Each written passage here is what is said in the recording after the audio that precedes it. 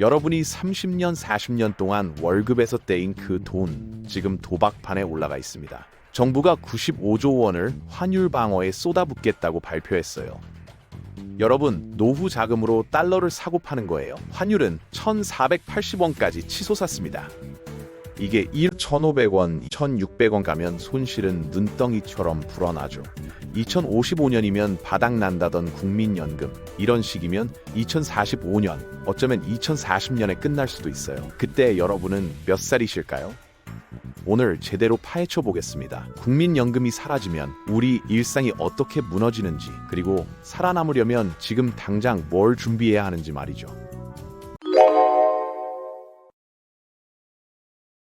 통장에 들어오는 돈부터 확 줄어듭니다. 현재 평균 수령액이 60만 원대인데 실제로는 10명 중 7명이 60만 원도 못 받아요. 기금 바닥나면 이게 반 토막 날 수 있습니다. 30만 원, 40만 원으로 떨어지는 거죠. 월세가 50만 원이라고 생각해 보세요. 연금으로 월세조차 감당 못하는 상황이 오는 겁니다. 관리비에 10만 원, 전기, 수도, 가스에 또 10만 원 나가면 벌써 70만 원이에요.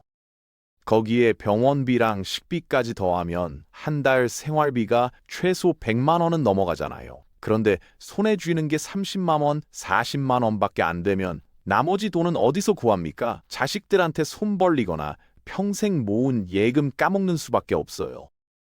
병원 가는 게 두려워질 겁니다. 나이 들면 안 아픈 데가 없잖아요. 고혈압에, 당뇨에, 관절염 하나씩은 다들 달고 사시죠. 한 달 병원비만 20만 원에서 30만 원씩 나가는 분들 많습니다. 그런데 국민연금 재정이 무너지면 건강보험 지원도 함께 줄어들 거예요. 현재는 진료비의 70%에서 80%를 건강보험이 부담해 줍니다. 이게 50%, 40%로 내려가면 어떻게 될까요? 구체적으로 따져볼게요. 무릎 인공관절 수술 받으면 지금은 본인이 200만 원 정도 부담하면 돼요. 건강보험 지원이 축소되면 400만 원, 500만 원으로 뛰어오를 수 있습니다. 수술 한 번 하려고 평생 모은 돈 다 쏟아부어야 하는 거죠.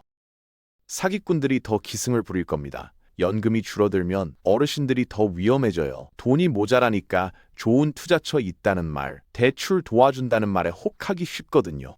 올해 1분기에만 보이스피싱 피해액이 310억 원이에요.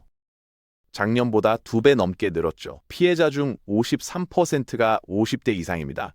특히 60대 이상 어르신 피해가 심각해요. 2020년에는 16%였는데 지금은 30.6%로 거의 2배가 됐어요. 한 번 당하면 평균 5,300만 원 날립니다. 왜 어르신들이 자꾸 당할까요? 스마트폰이나 컴퓨터 사용이 익숙하지 않으니까 사기꾼들이 그걸 노리는 거예요. 검찰이나 금융감독원 사칭하면서 계좌가 범죄에 연루됐다, 지금 안 옮기면 다 날린다고 협박하죠. 실제 사례를 보면 이래요. 한 어르신이 금융감독원에서 전화 왔다고 믿고 시키는 대로 앱 깔고 계좌번호 알려줬어요. 평생 모은 3천만 원이 순식간에 증발했죠. 나중에 사기인 걸 알았지만 이미 돈은 다 빠져나간 뒤였어요. 투자 사기는 더 무섭습니다. 원금 보장에 매달 고정 수익 드린다면서 접근하거든요. 투자 사기 평균 피해액은 210만 원이에요. 보이스피싱보다 2배 이상 큽니다. 연금 줄어들면 이런 사기에 더 쉽게 넘어가요. 연금만으로는 생활이 안 되니까 투자라도 해야겠다는 마음에 덜컥 돈 맡기는 거죠. 요즘은 카카오톡이나 문자로도 사기를 칩니다. 택배 왔는데 주소 확인 부탁한다며 링크 보내요. 그거 누르는 순간 휴대폰에 악성 앱이 깔리고 통장 비밀번호랑 개인정보가 다 빠져나가는 겁니다. 자식 세대 부담이 폭발합니다. 기금이 동나면 정부가 뭐라고 할까요? 보험료 더 걷겠다고 나올 거예요. 지금 월급의 9%를 떼는데 이게 15%, 20%로 뛸 수 있습니다.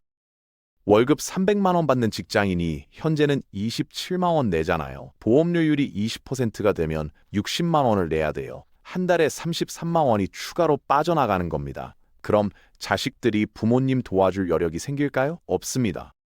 본인들도 국민연금 보험료 내느라 숨이 막히는데 부모 생활비까지 보탤 수 있겠어요? 결국 혼자 힘으로 버티셔야 하는 겁니다.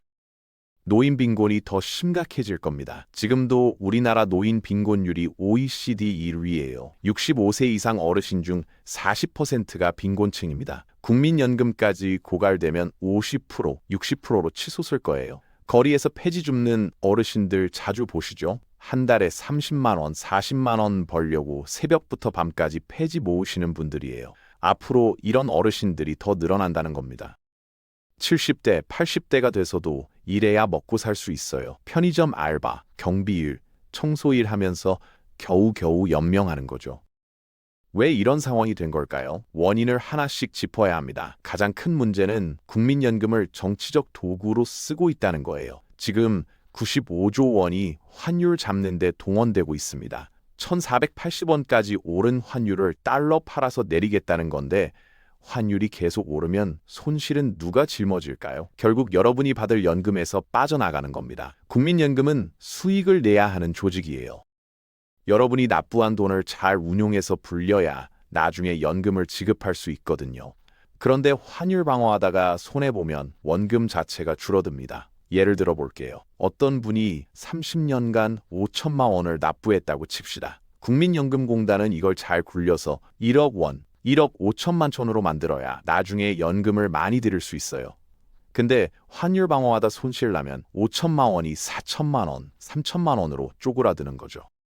받을 연금도 당연히 줄어들 수밖에 없습니다. 전문가들은 말합니다. 국민연금은 국민 노후 자금이다. 정책 수단으로 함부로 쓰면 안 된다고요.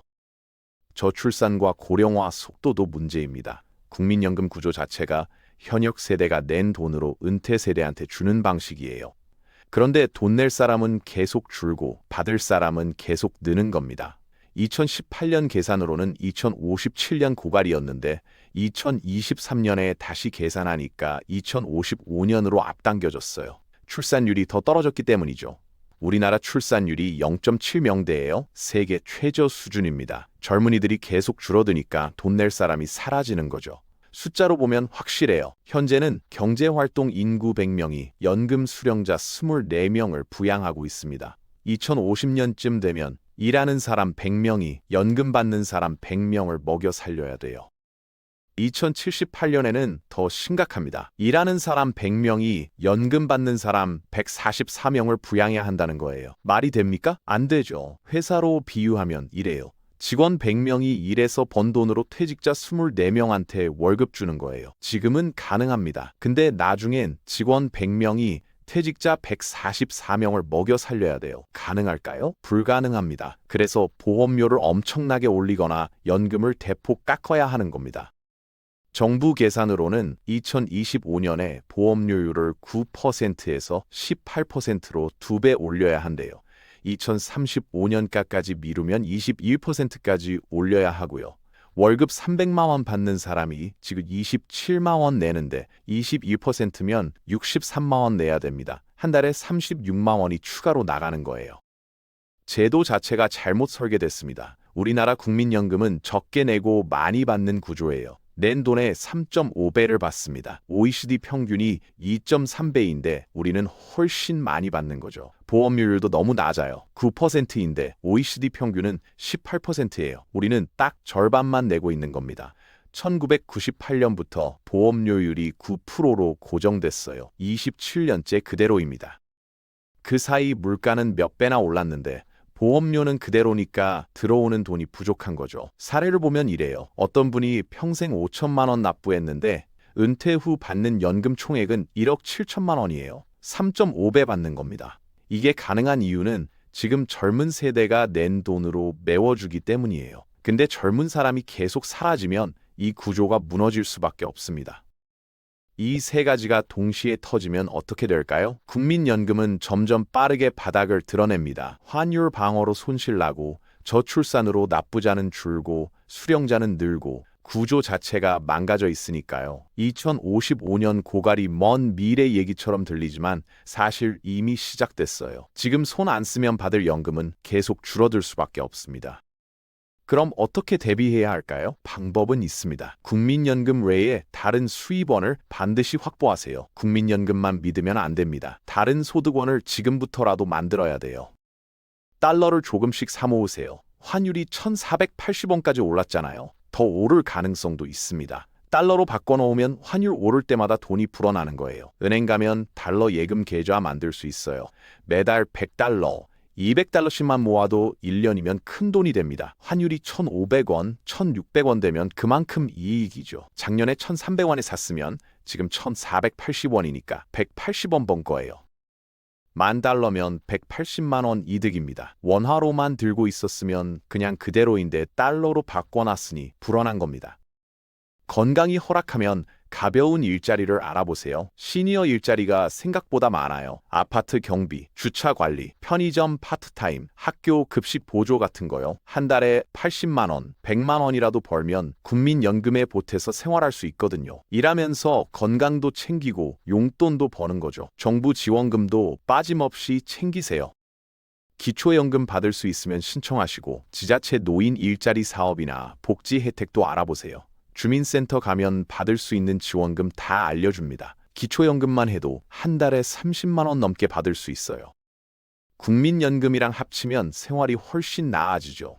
실제 사례를 보면 국민연금 50만 원, 기초연금 32만 원, 아파트 경비 1에서 90만 원 벌면 합쳐서 한 달에 170만 원 정도 돼요. 부부가 충분히 생활할 수 있는 금액입니다. 자녀들과 솔직하게 얘기하세요. 짐 되기 싫어서 아무 말 안 하시는 분들 많은데 지금은 털어놓을 때예요. 국민연금이 나중에 줄어들 수도 있다. 우리 앞으로 어떻게 준비할지 같이 의논하자고 먼저 말씀 꺼내세요. 자식들도 알아야 미리 준비하잖아요. 부모 생활비를 조금이라도 보탤 수 있는지, 다른 방법을 같이 찾을 수 있는지 의논하는 거예요. 특히 지금 사는 집 문제도 얘기해야 합니다. 이 집을 나중에 어떻게 할 건지, 팔아서 작은 집으로 옮길 건지, 계속 살 건지 미리 정해두는 거죠. 실제로 한 집안에서는 부모님이 자식들 모아놓고 이렇게 말했어요. 우리 3억짜리 아파트에 사는데 둘이 살기엔 너무 크다. 1억 5천만 원짜리 작은 집으로 옮기고 나머지 1억 5천만 원은 노후 자금으로 쓰겠다고요. 자식들도 동의했죠. 큰 집 유지하느라 관리비도 많이 나가니까 차라리 작은 집으로 옮기는 게 낫다고요. 미리 의논하니까 나중에 문제없이 진행할 수 있었던 겁니다. 건강관리를 철저히 해서 의료비를 줄이세요. 연금이 줄면 제일 큰 부담이 의료비예요. 지금부터 건강관리 철저히 하셔야 합니다. 병원 덜 가는 게 최고의 절약이거든요. 매일 30분씩 걷기 운동하시고 짜게 먹지 마시고 술, 담배 하시면 끊으세요. 고혈압, 당뇨 있으면 약 꼬박꼬박 드시고요. 지금은 괜찮다고 넘기지만 나중에 합병증 오면 병원비가 엄청 나와요. 보건소 활용하세요. 무료 건강검진도 해주고 운동 프로그램도 있어요. 어르신 체조 같은 거 참여하면 운동도 되고 친구도 사귀고 일석이조죠. 예를 들면 당뇨 있는데 관리 안 한 분은 몇 년 지나니까 발에 괴사가 와서 수술 받느라 500만 원 들었어요. 반대로 당뇨 진단받고 바로 식단 조절하고 매일 걷기 시작한 분은 10년 지났는데도 합병증 없이 건강하게 지내세요. 병원비도 한 달에 2만 원 정도만 나가고요. 국민연금 고갈은 이미 현실이 되고 있습니다. 환율 방어로 손실 보고 있고 저출산으로 납부자는 사라지고 있어요. 하지만 미리 준비하면 살아남을 수 있습니다. 위기는 준비하는 사람에게는 기회가 되거든요. IMF 때도 그랬잖아요. 미리 대비한 사람들은 오히려 기회를 잡았어요. 지금도 마찬가지입니다. 달러 모으고 건강 챙기고 일할 수 있으면 일하고 자식들과 솔직하게 대화하세요. 그게 살아남는 방법입니다. 오늘 영상이 도움되셨다면 구독과 좋아요 눌러주시고요. 댓글로 여러분 생각도 남겨주세요. 특히 주변 분들한테도 이 영상 꼭 공유해서 같이 대비하시기 바랍니다. 우리 모두 함께 준비해야 이 위기를 넘길 수 있어요. 다음에 또 만나겠습니다. 건강하세요.